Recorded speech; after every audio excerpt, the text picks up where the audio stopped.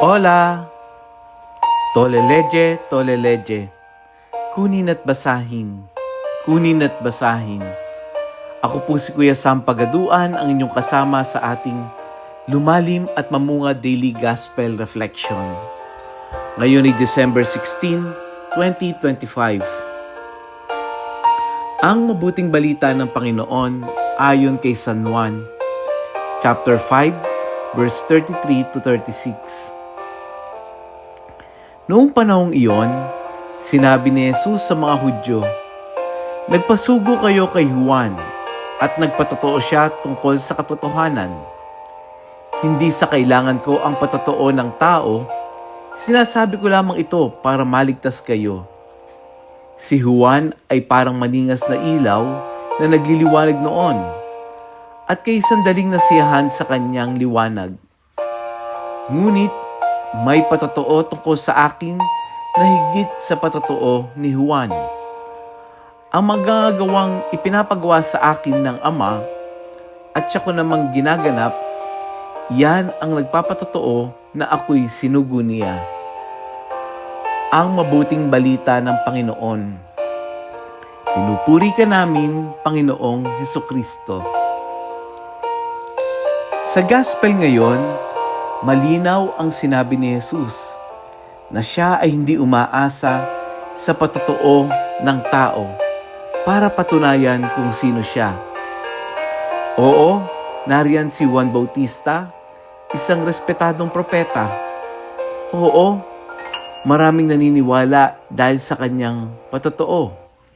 Pero ang sabi ni Jesus, hindi iyon ang pinakabasihan. Ang pinakamalakas na patunay kung sino siya ay mismo kung ano ang gawa ng Diyos sa kanya. Yung kapangyarihan niyang gumawa ng himala, pagpapagaling, ang pagbuhay sa mga patay, at ang pag-ibig na isinasabuhay. Ibig sabihin, yung gospel natin ngayon, ito ay nagpapaalala na ang katotohanan ay hindi nakadepende sa opinyon ng tao. Ang misyon ng Diyos ay hindi kailangang pinapalakpakan para maging totoo.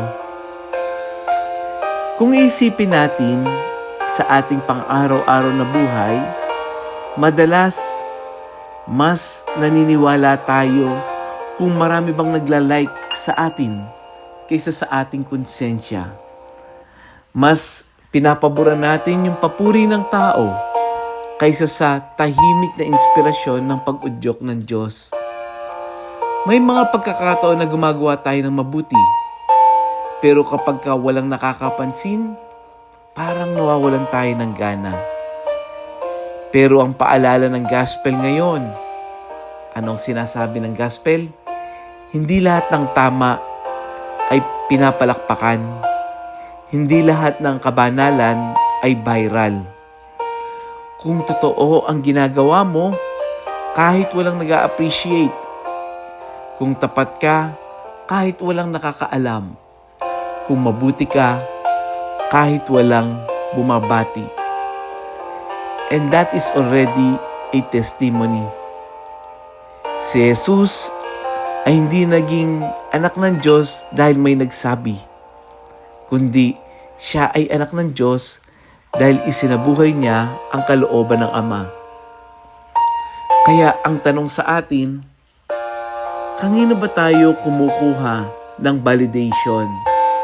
Sa tao ba o sa Diyos? Madalas, ito yung laging hinahanap natin sa paggawa natin, validation.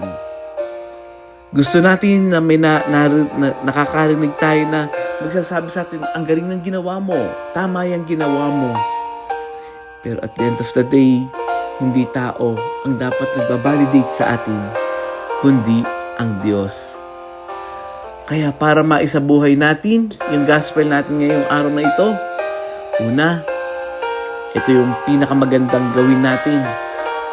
Gawin natin ang tama kahit walang nakakakita. Maglingkod tayo kahit walang pumupuri sa atin. Manindigan tayo kahit walang sumusuporta. Ipagpatuloy ang kabutihan kahit parang walang nangyayari.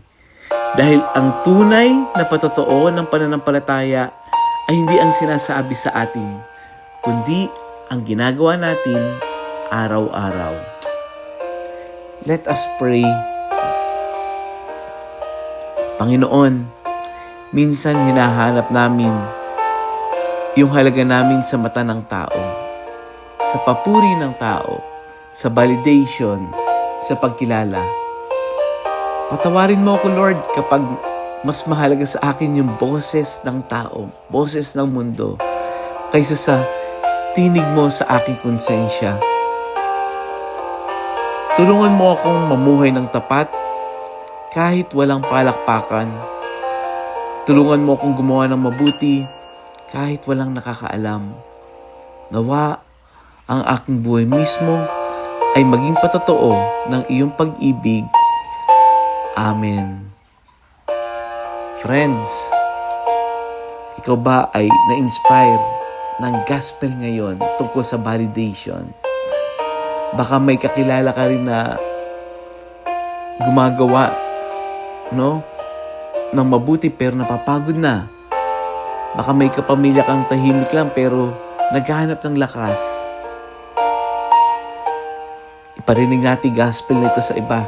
Let it be an inspiration na hindi lahat kailangan may approval ng tao kung gumagawa ng tama. Muli, share natin yung audio gospel na ito sa ating mga kaibigan, kakilala, sa GC natin. Ako si Kuya Sam Pagado, ang lagi nagpapaalala, halina, tayo ay lumalim at mamunga, lumalim sa pananampalataya at mamunga ng mabubuting gawa. God bless us all.